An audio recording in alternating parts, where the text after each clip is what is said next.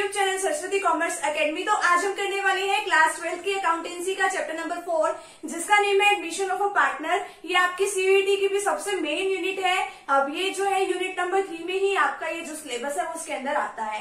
ये बिल्कुल इजी सा चैप्टर है। हमने एडमिशन ऑफ अ पार्टनर के बारे में पहले भी डिस्कस किया था, इससे पहले वाले चैप्टर में, जिसमें हमने गुडविल के बारे में डिस्कस किया था कि हमारे पास क्या होता है, इंडियन पार्टनरशिप जो एक्ट होता है 1932, उसके अकॉर्डिंग हमें बताया गया था कि हाँ भाई हम क्या बनाते हैं।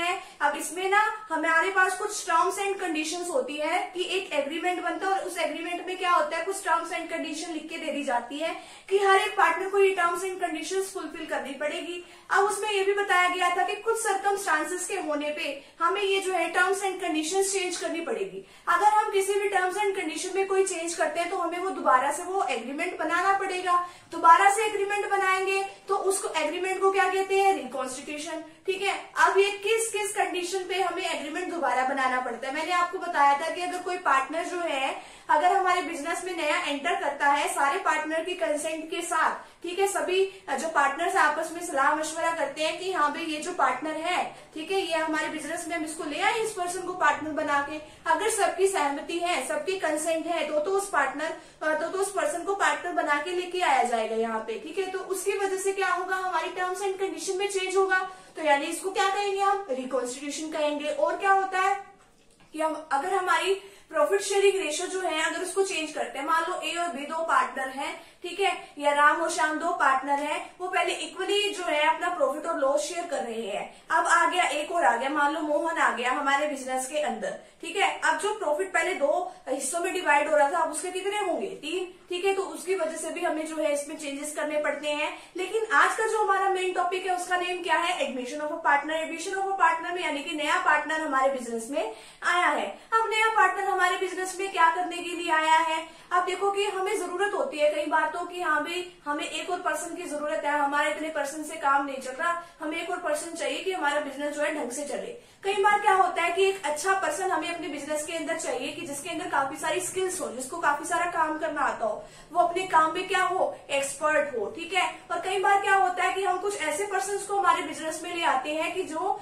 काफी पॉपुलर हो हमारे शहर में, कि अगर वो पर्सन हमारे बिजनेस में होगा ना तो उससे जो है हमारी फर्म की रेपुटेशन बढ़ेगी। ठीक है, कि अच्छा ये वाला जो पर्सन है आपके बिजनेस में है। ठीक है, अब मान लो किसी स्कूल या कॉलेजेस में कोई ऐसा टीचर चला जाए, ठीक है, कि जहाँ पे उस शहर के जितने भी बच्चे हैं वो उसके पास कहाँ जाते हो, उसकी कोचिंग लेने जाते हो। तो वो हर एक स्कूल को होता है कि ये वाला जो टीचर है वो हमारे स्कूल में होना चाहिए, कि हाँ भाई हमारे स्कूल का भी कुछ नाम होगा। ठीक है, तो इस सब चीजों के लिए ही हमारे पास ये ऐसे कुछ इसमें नीड पड़ती है कि हमें नया पार्टनर हमारे बिजनेस में आए। कई बार होता है कि हमें फाइनेंस की जरूरत होती है, पैसों की जरूरत होती है कि नया पर्सन हमारे बिजनेस में आना चाहिए। तो फटाफट से एक बार इसमें भी देख लेते हैं कि क्या लिखा हुआ है। स्टार्टिंग से हम रीड करेंगे इसके अंदर। अब देखो एडमिशन ऑफ अ पार्टनर में क्या है, according to the partnership act 1932।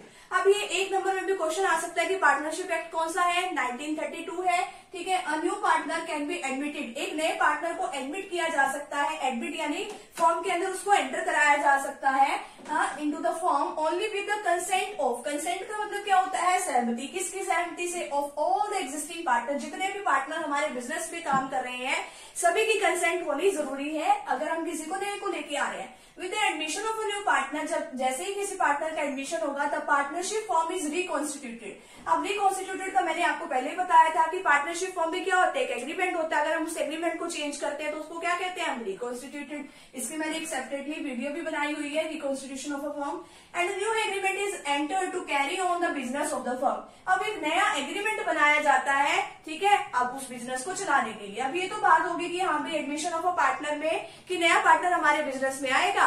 ठीक है, नए पार्टनर के हमारे बिजनेस में आने से हमारी फर्म का क्या हो जाएगा, रिकॉन्स्टिट्यूशन हो जाएगा। अब बात आती है कि इसकी नीड क्या है, आवश्यकता क्यों पड़ी, need for a new partner in the business when more capital is needed, जब ज्यादा कैपिटल की जरूरत हो, when the new person possesses expertise and knowledge which will prove fruitful to the business. यानी कि हमारे बिजनेस के लिए काफी अच्छा रहेगा अगर कोई पर्सन जो है ऐसा चाहिए जिसको स्किलफुल भी यानी काफी नॉलेज भी हो, काफी अपने काम में एक्सपर्ट भी हो। When the new person is a renowned person and adds to the goodwill of the firm, कि अब ऐसा कोई पर्सन है जिसकी ख्याति काफी ज्यादा है, काफी पॉपुलर वो पर्सन है, अगर वो पर्सन हमारी ऑर्गेनाइजेशन के अंदर काम कर रहा होगा तो उसके लिए हमारे ऑर्गेनाइजेशन के लिए वो सबसे ज्यादा बेनिफिशियल रहेगा। हमारी फर्म की क्या बढ़ेगी, उससे गुडविल बढ़ेगी। Next following following needs to be done at the time of admission of a new partner. अब कुछ चीजें करनी पड़ती है, अगर कोई नया पार्टनर हमारे बिजनेस में आता है, हमें new profit sharing ratio calculate करनी पड़ती है, हमें revaluation of assets and liabilities, अभी इस सबके प्रैक्टिकल क्वेश्चंस भी हैं, अभी हम इसको वन बाय वन डिस्कस भी करेंगे।